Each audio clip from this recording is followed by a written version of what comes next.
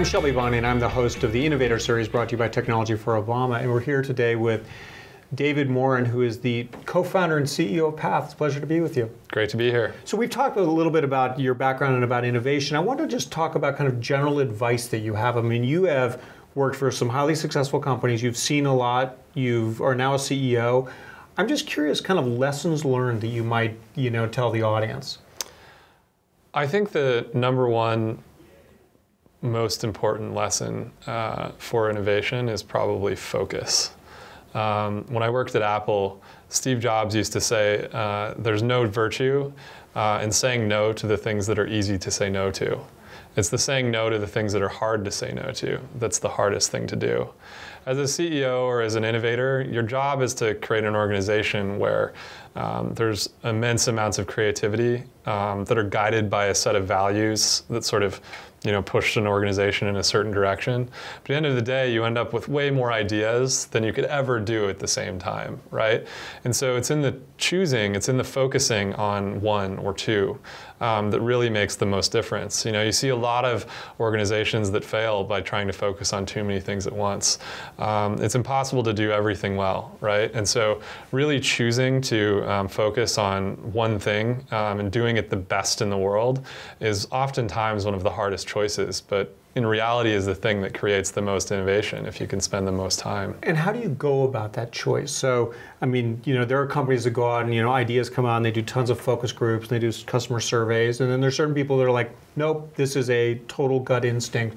How do you, when you go to make decisions at Path, how do you decide what goes in one release and what doesn't?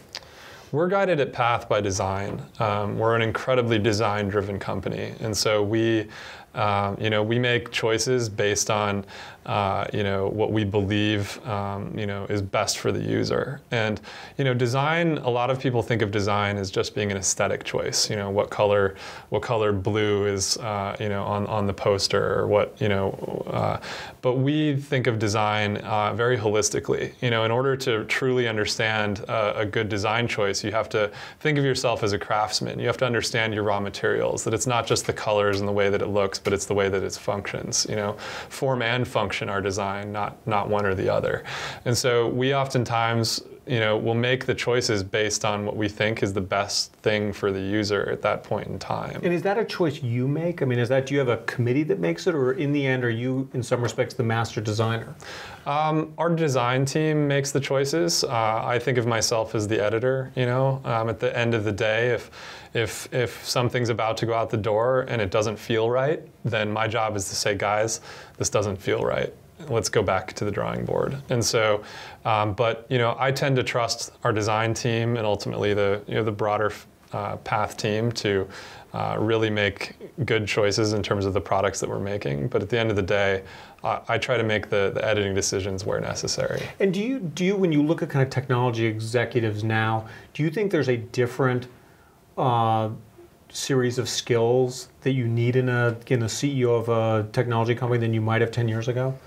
Yeah, I think that we're moving into the era of the sort of design-driven CEO.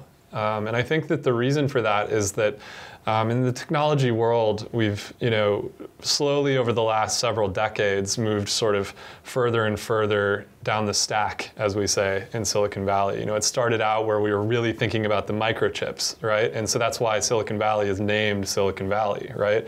We spent, later on, we spent a lot of time on networking technologies and building companies that really put the fiber in the ground and the infrastructure in place to build the internet, right? The last 10 years has been spent on social technology, whether it was email or AOL or MySpace or Facebook or Twitter.